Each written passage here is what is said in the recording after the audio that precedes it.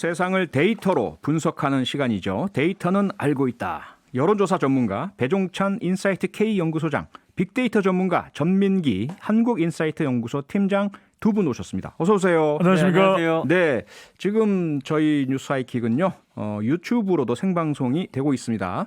혹시 저희들 모습을 직접 보고 싶으신 분들은 유튜브에서 표차원의 뉴스하이킥 검색하셔서 들어오시면 됩니다. 네, 4.7 재보선 이후에 문재인 대통령 지지율은 어떻게 나올까 많은 이제 관심이 집중되고 있는데요. 배 소장님 어떻습니까? 하락했습니다. 하락했습니까? 네, 아주 큰 폭으로 하락한 건 아닌데 예. 지난주 그렇습니다. 5일부터 이제 9일까지 실시한 조사이고요. 리얼미터가 YTN의 의뢰를 받은 조사입니다. 자세한 사항은 중앙선거론조사 심의위원회 홈페이지에서 확인 가능합니다. 네. 문재인 대통령이 국정 수행에 대해 어떻게 평가하는지 물어봤는데 잘하고 있다는 긍정평가 33.4%. 네. 직전 조사가 34.1%였으니까 조금 떨어졌습니다. 그런데 더 중요한 건 예. 이번 주가 지나고 나서 이제 다음 주 월요일 발표되는 음흠. 같은 조사 기관의 조사가 돼서 더 중요할 텐데 네. 잘 못하고 있다는 부정평가는 62.9%로 조금 더 올라갔습니다. 그만큼 예. 선거의 결과가 대통령 지지율에도 영향을 준 것으로 보이네요. 네, 중요한 것은 지금 말씀하신 것처럼 선거의 영향만이냐 아니면 여론조사에서 가장 중요한 건 흐름이고 추세잖아요. 네. 계속해서 하락세인가 이걸 텐데요. 어떻습니까? 대통령의 지지율이 지난달 그리고 이번 달까지 하락을 할 때 가장 큰 분기점이 된 것은 3월 2일 LH 사태였거든요. LH 사태. 예. 네, 그 이후에 이제 조금 큰 폭으로 40%대에서 30%대로 하락한 다음에 네. 그 다음에 대통령의 지지율이 최근에는 좀 한 33, 34 이렇게 횡보하고 있거든요. 네. 여기에서 이제 더 하락하는지 하락하지 않는지 지켜보는 것이 중요한데 음흠. 문재인 대통령의 핵심 지지층은 호사화입니다. 네. 호남. 40대. 그다음에 40대 예. 화이트 칼라 이런데 화이트 칼라. 지금 40대와 이번 조사 결과를 보면 화이트 칼라, 40대와 화이트 칼라는 부정평가가 더 높아요. 아, 그래요. 그나마 호남은 대통령에 대한 긍정평가가 50%를 넘어섰거든요. 네. 이 질문도 궁금하실 거예요. 그러면 레임덕이냐?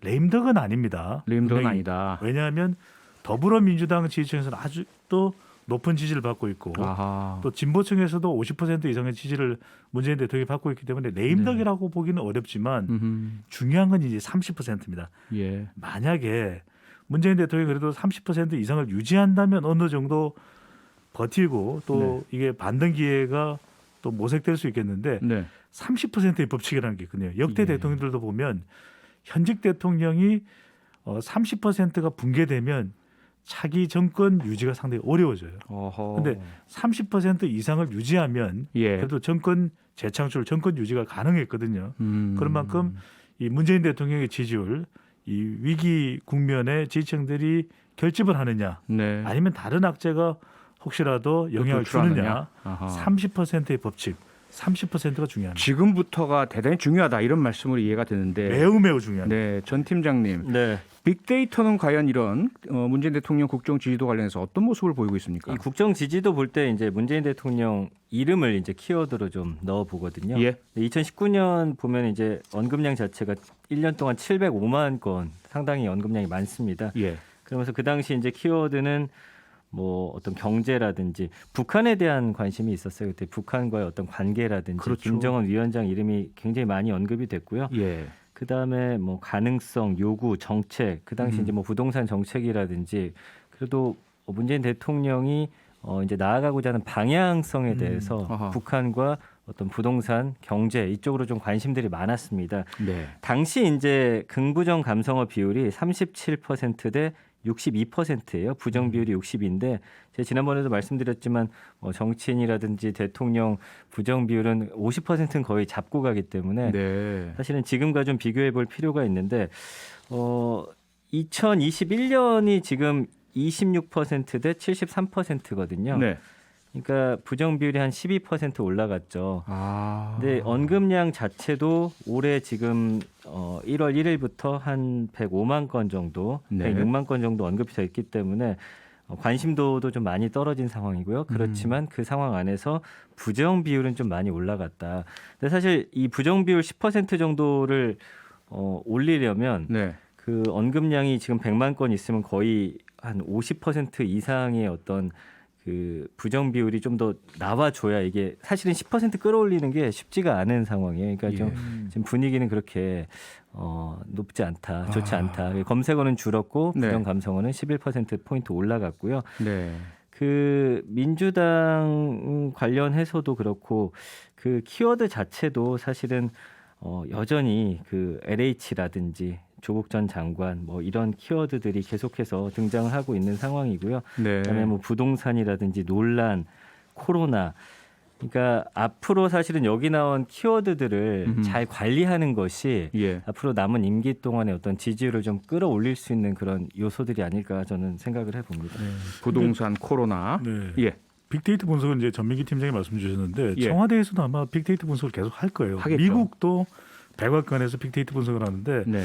항상 빅데이터를 활용할 때 중요한 부분이 바로 이런 바닥 민심이거든요. 그러니까 좀 부정 감성이 높다 이러면은 이게 바로 이른바 이야기하는 대통령에 대한 여론 관리거든요. 네. 그러니까 실제 여론조사 결과에서도 중도층이 이탈하면 대통령의 지지율이 좀 큰 폭으로 하락하는 이 현상이 또 결과가 나오게 되는데 네. 그만큼 이런 현상이 나타날 때 빨리 좀 선제적인 조치가 필요한 거죠. 아하. 그러니까 젊은 세대들, 그러니까 빅데이터 경우에도 세대별 분석도 가능합니다. 네. 실제 이제 이 관련된 이 분석을 좀 더 이제 좁혀 보면은 20대에서는 왜 이런 감성 연관어가 많이 나올까요? 그러니까 감성적으로 부정적인데 부정적으로 문재인 대통령에 대해서 인식하게 되는 20대의 주제가 뭔가. 네네. 사실 이걸 분석해내면 좀 더 좀 빠른 속도로 대응이 가능하거든요. 당연히 지금 청와대에서 하고 있겠죠. 하고 있는데 네. 이런 상황이라는 것이 문제일 것 같은데요. 그렇습니다. 지금부터가 이제 네, 중요하겠죠. 그러니까요.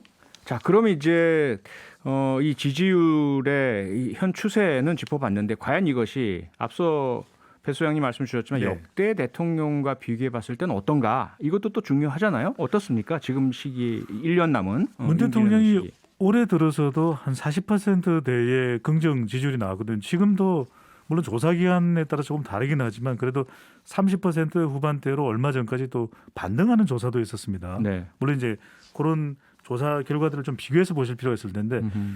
긍정 평가 잘하고 있다는 긍정적인 평가에서는 역대 대통령에 비교하면 비교적 높은 편이에요. 예. 그리고 문재인 대통령만큼 이렇게 임기 후반부까지 임기 5년차 가까이까지 40%대에 가까운 또 40%대의 높은 지지율을 유지했던 역대 대통령은 없습니다. 근데 아하, 네. 저도 항상 대통령 지지율을 뭐 한 24시간 하루 종일 내내 분석을 하지만 머릿속에 떠나지 않는데 네. 부정평가가 높아요. 그러니까 문 대통령의 긍정평가는 좋은데 네. 부정평가 앞서 이제 전민기 팀장이 분석을 했던 빅데이터의 내용을 보더라도 부정 감성이 많다라는 것 이걸 사실은 관리를 할 필요가 있거든요. 그러니까 그 말은 긍정 평가는 역대 대통령보다 높은데 부정 평가도 그렇게 높다는 것은 그 중간에 잘 모르겠다라든지 유보적인 것이 거의 없고 긍정 부정으로 확 갈렸다 이렇게 이해가 되겠네요. 아주 예리한 프로파일링을 해주셨습니다. 그래서 예. 너무 문재인 대통령의 지지율, 국정수행 지지율이 극단적이다. 그러네요. 긍정 아니면 부정, 뭐 아니면 또 이렇게 선택되는 것도 사실 중도층으로서는 상당히 선택의 순간에 부담스러운 것이거든요. 그러겠네. 대단히 부담스럽겠네요. 역대 대통령도 보면 김대중 전 대통령의 경우에는 상당히 중간이 좀 많은 편이었어요. 그러니까 예. 일종의 그 긍정과 부정 사이에 충돌을 좀 중간에서 완충하는. 조정해주는 완충 역할을 해주는 예. 그런 중도 지역이 있다라는 것, 중간 평가지대가 있다라는 것 상당히 대통령으로서는 에이 기왕이면 날 좀 잘한다고 해주지 왜 그래 이렇게 생각할 수 있는데 또 한 5년 동안의 대통령의 임기를 생각하면 이렇게 완충지대가 있다는 것도 사실 필요한데 네. 문 대통령 경우 이번 또 이 국회의 경우에는 정치 세력 간의 진영 간 대결 구도가 매우 뚜렷합니다. 아, 그러네요. 그러니까 중도를 예. 찾아보기가 힘들 정도의 상황인데 최근 들어서 이제 양쪽에 대한 혐오가 높아지면서 네. 중도층이 좀 늘어났다고 볼 수가 있겠죠. 예. 전 팀장님 어떠세요? 중요한 것은 이제 이 하락세를 앞서 배 소장님 말씀처럼 뭐 그래도 30%대 정도로 유지가 끝까지 된다면야 큰 문제 아닐 것 같고요. 네네. 또 만약에 반전의 기회를 마련해서 상승세로 나간다면 더 좋겠는데 네네. 빅데이터 상으로 보셨을 때 과연 어떻게 될까요? 과연 가능할까요? 어떻게 될까요? 과거에 네. 그래도 그 문재인 대통령의 국정 지지율이 뭐 70%, 60%대일 때 예. 그 지지를 버텨줬던 키워드는 코로나하고 부동산 경제였습니다. 경제. 예. 그러니까 결국에는 국민의 최대 관심사는 앞으로도 부동산과 뭐 경제, 그다음에 공정이라는 키워드가 될 거거든요. 네.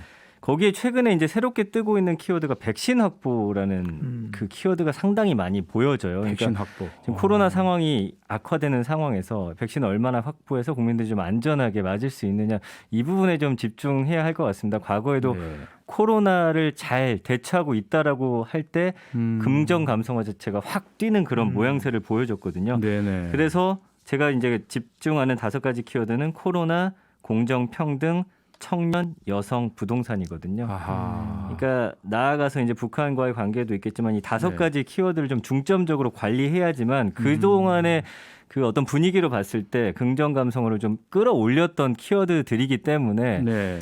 그 부분에 좀 집중해야 되지 않을까. 더불어서 최근에 이제 민주당 선거 후에 그 1호로 처리된 법안 이해충돌 방지법, 이해충돌 관련 키워드도 많이 나타나고 있거든요. 네네. 바뀐다고 했는데 과연 얼마나 보여줄 것이냐, 그리고 얼마나 바뀐 모습을 국민들이 납득할 것이냐, 예. 이 부분에 대한 좀 중점 관리가 가장 아하. 필요할 것 같고요. 일단 사실은 지난번에도 말씀드렸지만 긍부정 감성화 자체는 하루아침에도 크게 등락이 이게 바뀌기 때문에 예. 이런 부분들이 켜켜이 쌓여간다면 아하. 좀 부정 감성어 자체를 좀 낮출 수 있는 그런 좀 가능성이 있지 않을까 보여집니다. 코로나, 공정평등, 청년, 여성, 부동산. 네. 네. 여기다 이해충돌 방지란 것도 공정 키워드 속으로 좀 흡수가 되겠죠. 예, 예. 여기에 얼마나 노력을 기울이고 긍정 감성어 쪽으로 끌어갈 수 있느냐가 관건이다. 이런 말씀이신데 네. 전 팀장님, 레임덕 네. 앞서 이제 배 소장님께서는 아직 레임덕은 아니다 이런 말씀 주셨어요. 그게 네네. 이제 그 더불어민주당 지지층 내에서는 여전히 지지가 확고하다라는 말씀이셨는데 빅데이터 상으로는 어떻습니까?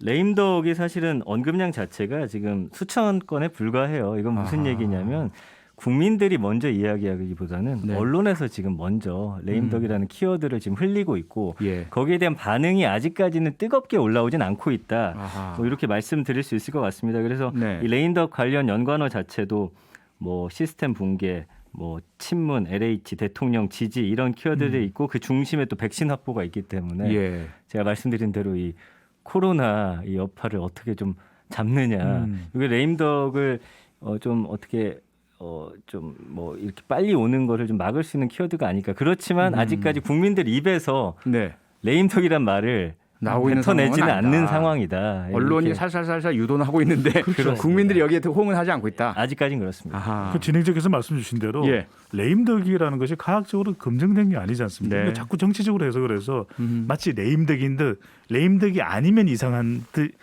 것인 듯 네. 이렇게 좀 유도하는 것 자체는 사실 신중해야 되는 거죠. 그러니까 임기 말이면 반드시 오는 것인 것처럼 마치 네네. 이렇게 좀 그 인식되는 경우가 좀 있는 것 같아요. 그러니까 오바마 대통령도 지지율 55%로 퇴임을 했거든요. 그렇죠. 예. 무려 재선까지 하면서 그렇다면 그건 레임덕이라고 할 수가 없는 것처럼 그렇죠. 문재인 대통령도 지금 지지율이 긍정평가가 30%대로 내려간 조사 결과도 있지만 이걸 네. 반등시키는데도 앞서 이제 전민기 팀장이 매우 중요한 말씀을 주셨어요. 예. 그러니까 어떤 태도의 문제, 아하. 그 얼마만큼이나 지금 당정청이 네. 책임을 가지고 있으니까 좀 위기 인식을 하고 있느냐. 또 하나 중요한 게 표 의원님께서 너무 잘 아실 겁니다. 그때 이제 국회의원이셨으니까 임기 시작할 때 100대 국정과제가 있었거든요. 네. 다 못합니다. 지금 중요한 건 선택과 집중, 코로나, 청년 할 수 있는 것을 위해서 최선을 다해서 난 끝까지 이거 해본다 하는 그 선택과 집중의 모습. 또 하나는 이제 이른바 이걸 할 때 중요한 것이 이제 시간 활용입니다. 결과적으로는 우리가 시간이 뭐 넉넉하지가 않거든요. 그렇죠. 짧은 이 시간을 얼마나 효율적으로 사용할 것이 되는지 대안 제시를 네. 로드맵을 제시해주면 그래도 고개를 끄덕이면서 이 정도면 레임덕이 아니라 마이티덕인데 아하. 이렇게 생각할 수가 있거든요. 마이티 덕이요. 그럼요. 그런 것을 인식시켜 줄 수 있는 네. 이른바 강점을 부각시키는. 그러니까 이것저것 다 한다 그러면 허둥지둥되는 모습이 그 모습 자체가 레임덕입니다. 오히려 이럴 때 여유 있게 그래 뭐 내가 잘못한 건 잘못한 거죠. 예. 하지만 그럼에도 불구하고 이건 우리가 잘할 수 있어요. 할 일은 제대로 하겠다. 그럼요. 예. 개혁 이거 잘하는 거 우리 예. 몫이지 않았느냐. 이것만큼 잘. 이럴 때 오히려 중요한 게요. 강한 점을 부각시켜야 됩니다. 그 레임덕에 관련해서 감성어를 좀 살펴볼 필요가 있어요. 네. 긍정 감성어가 14%밖에 안 되지만 예. 회복이랑 책임지다라는 이야기가 나오거든요. 네. 그러니까 어쨌든 지금까지 잘 못했다라고 평가받은 부분에 대해서 뭔가 회복시키기 위한 좀 노력들, 뭔가 책임지는 모습들을 보여준다라고 한다면 네. 레임덕 지연시키고 저는 충분히 긍정 감성을 끌어올릴 수 있다고 보거든요. 네. 그러니까 사실 비율 자체는 그렇게 높진 않지만 어쨌든 포커스를 맞춰야 하는 부분이 이 두 네. 가지 키워드가 아닌가 생각이 듭니다. 선택과 집중을 해서 꼭 할 수 있는 것을 시간 관리를 해서 그 로드맵을 제시하라. 네. 그리고 그 사이에 회복과 책임 꼭 책임지고 이제까지 좀 안 좋았던 것을 회복시키겠다. 이런 메시지를 달라 이렇게 두 분의 말씀으로 정리가 되는데요. 시간이 얼마 남진 않았지만 그런데 처음 나온 메시지는 인적 쇄신입니다. 일단 청와대부터 네. 시작을 해서요. 인적 쇄신은 과연 이러한 뭐랄까 지지율 회복 노력에 있어서 얼마나 긍정적 영향을 미칠까요? 중요한 건요. 네. 누구냐가 아니라 어떤 일을 하겠냐는 것입니다. 아하. 이게 더 중요합니다. 예, 누구냐가 아니라 어떤 일이 더 중요하다. 네. 네, 전 팀장님인데요. 글쎄요, 뭐 짧게. 저도 인적 쇄신 관련해서는 어쨌든 무엇을 할 것이냐 이 방향성이 중요한 것 같습니다. 사람보다는 네, 그런 같은 말씀이시네요. 예. 누구냐가 중요한 게 아니라 무엇을 하느냐가 더 중요하다라는 말씀 주셨습니다. 오늘 말씀은 여기까지 듣죠. 세상을 데이터로 분석하는 데이터는 알고 있다. 전민기 한국인사이트 연구소 팀장, 배종찬 인사이트 K 연구소장이었습니다. 두 분 고맙습니다. 감사합니다. 감사합니다. 평일 저녁 6시 5분에 여러분을 찾아갑니다. MBC 라디오 표창원의 뉴스 하이킥.